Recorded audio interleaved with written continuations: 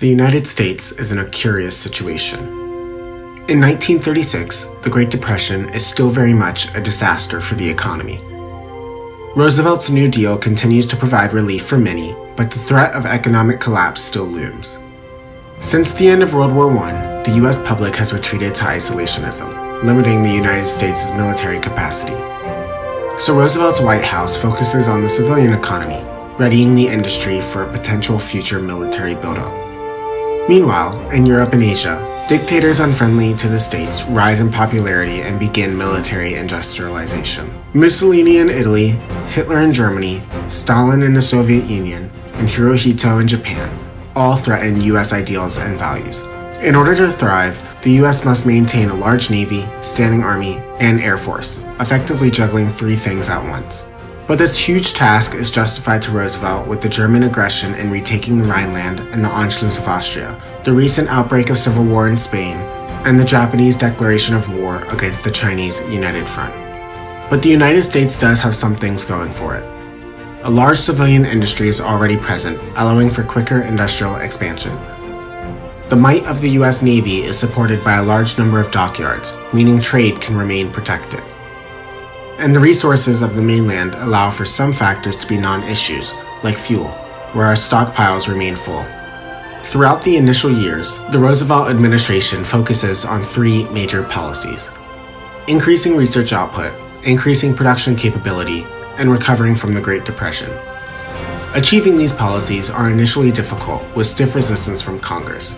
But as tension increases from overseas conflict, the Congress begins to support the administration's increasingly war preparedness policies. As 1938 rolls around, the United States' economic focus shifts from a predominantly civilian one to a militaristic one. This is spurred by Japan's continued onslaught in China, Francisco's success in Spain, and the German aggression in Czechoslovakia. Divisions begin training, the Philippines are reinforced, and a huge naval effort is made. War support remains low in the States, hovering about 30% of the population, but the Roosevelt administration seems confident in the need to equip. 1939 marks a drastic change for the world. In Germany, Hitler consolidated power in Czechoslovakia before making his biggest move yet, a declaration of war on Poland. This brings the Allies, Britain and France, and their colonies, to war with the German Reich. Germany swiftly takes control of Poland before calling in Italy and Hungary to the conflict. Hitler makes a bold move to completely focus their efforts on France through the neutral Benelux nations. This outmaneuvering leads to the French capitulation a month after the operation begins. It's November 1939, and Britain fights alone against the German Reich. That is, until the United States joins the fight. After the capitulation of France, Germany reinstates a puppet French government in the south. They also invade Denmark and declare war on Norway. This aggression had convinced the US public that German tyranny over Europe must not be allowed to stand. In late November, the US joins the struggle against the German Reich. Almost immediately, the full strength of the American Navy is sent to raid German convoys and hunt for German submarines. Hitler's naval strategy throughout the war would remain submarine-focused, so the United States understood the importance of a blow to that production. To do so, US submarines were sent to cut off German convoys, which would in turn impact Germany's industrial capability. The main Atlantic Fleet was sent to Italy, where decisive naval control was necessary to destroy Italian hopes in Africa. Because the US was heavily focused on the creation of modern equipment such as airplanes, ships, trucks, and tanks, at the start of the war there weren't too many divisions. That meant that winning control of the Mediterranean was an extremely important target for the US. Luckily, the combined US and British naval strength exceeded that of Italy and Vichy France. The US also initially fought hard to secure air dominance over Britain, ensuring the safety of her industry. The Allies also won on this front, allowing for no severe German air threat over Britain for the foreseeable future.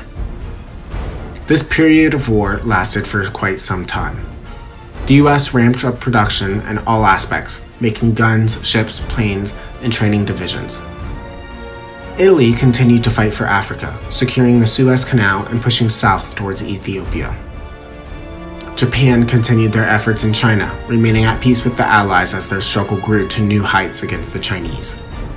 Germany reinforced their Italian neighbors in Africa and consolidated their presence in Europe, preparing for their next major move. In spring 1940, the United States shipped over 21 divisions to Central Africa, beginning an offensive against the Italians. Roosevelt felt it important to resecure the Suez Canal and Africa before attempting any invasion into Europe. As the offensive began, Mexico joined the Allies.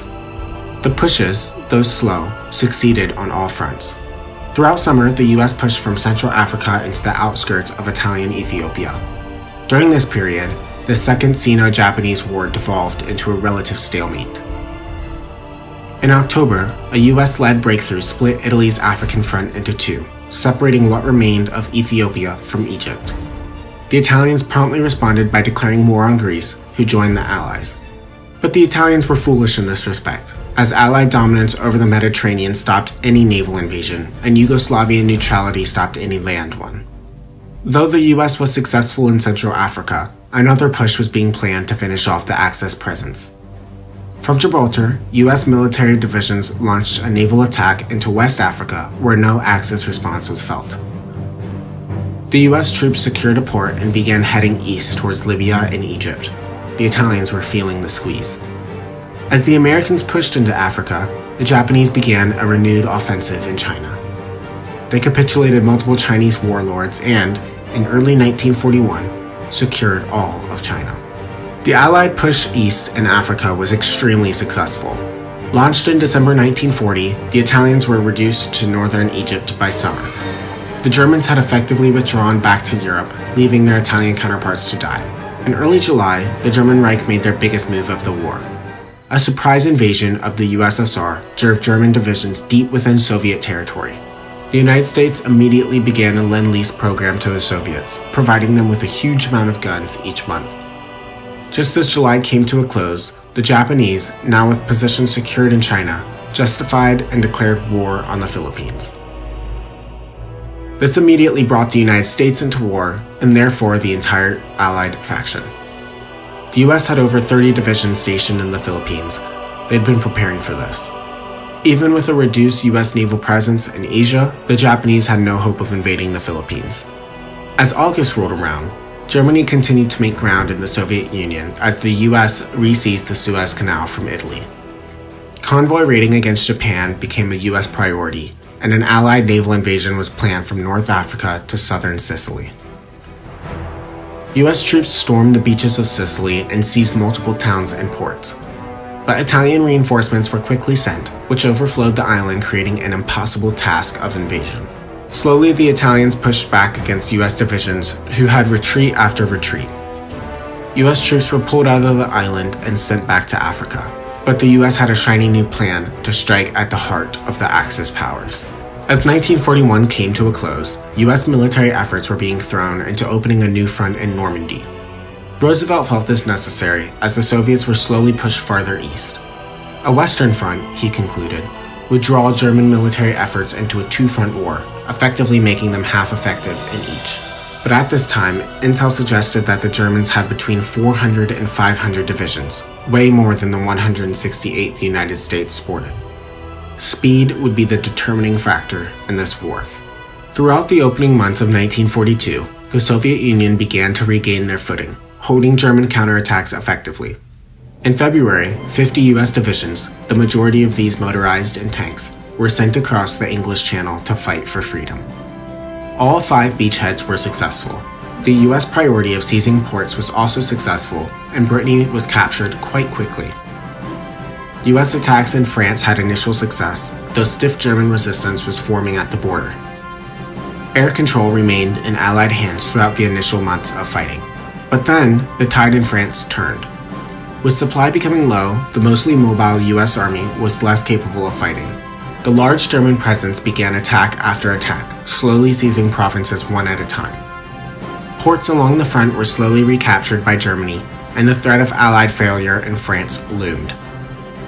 All this occurred as the Germans had a renewed breakthrough in the USSR, striking deep into the north and seizing Moscow.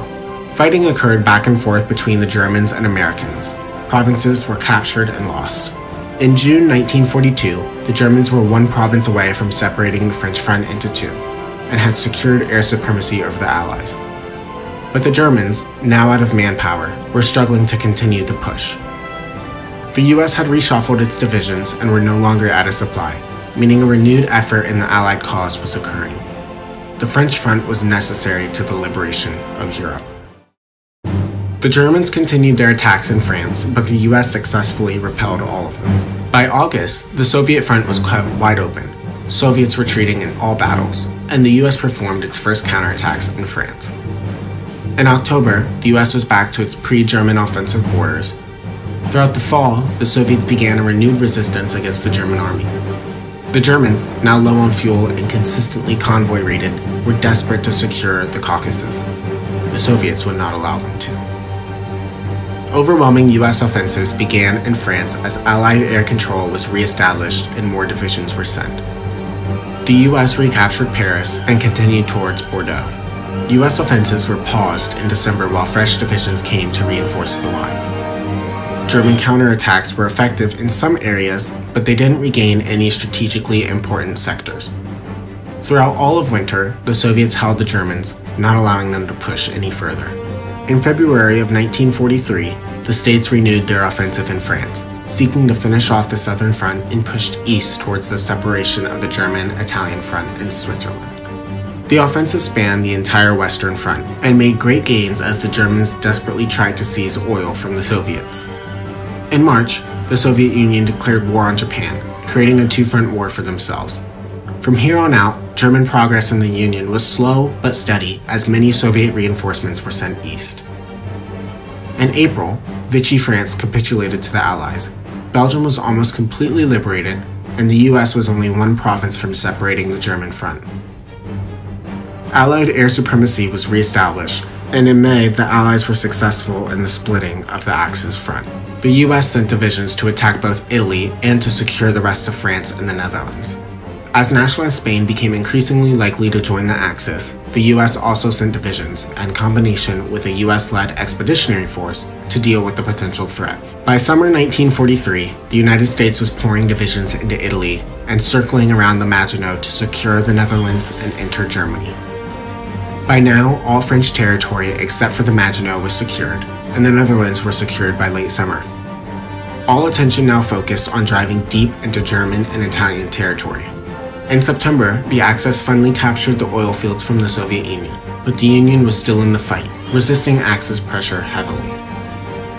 As the Allies spilled into Germany and Italy, Spain joined the fight and began pushing against French borders. The US-led divisions against the Spanish had some trouble in maintaining the line, but motorized reinforcements were sent and the line was stabilized. The Spanish continued attacking until they ran out of equipment and manpower. Italy was cut into two as forces drove south to Sicily once more. In November 1943, Italy capitulated to the Americans. Now the US had divisions in another front against Germany, pushing from the west and from the south. The south was a hard-fought fight, as the Alps were difficult to penetrate and equipment costs ran high. By January, Denmark was liberated from the Germans, and by April the Maginot was surrounded. Destroying the Maginot Pocket was intensive for the US. It drew massive attention from the other German front and allowed for a German breakthrough in the north. A hole was punched through the US lines and Denmark was cut off once more. US troops were sent to hold the border, and with the collapse of the Maginot Pocket, divisions were reinforcing quickly. Luckily, the German breakthrough was repelled. The two fronts in Italy and Germany connected once more in the Alps, and reorganization allowed for a more secure front line, ensuring no future German breakthrough. The fight was fought quickly with little German resistance. The Axis ultimately capitulated in 1944. The Soviet Union's European borders were re-established, and their war against Japan was destroying fascism in Asia. Europe was cut into two, communist and democratic. The Allies maintained a strong position in Europe, the Soviet-controlled countries numbering a handful. And that's it. I hope you all enjoyed the video. I worked really hard to get this out for you all as quickly as possible and to hopefully show off some of the cool features in Man the Guns. Special thank you to Paradox Interactive for sending me a press copy and for helping me work out issues with the installation. I will see you all soon. Enjoy Man the Guns.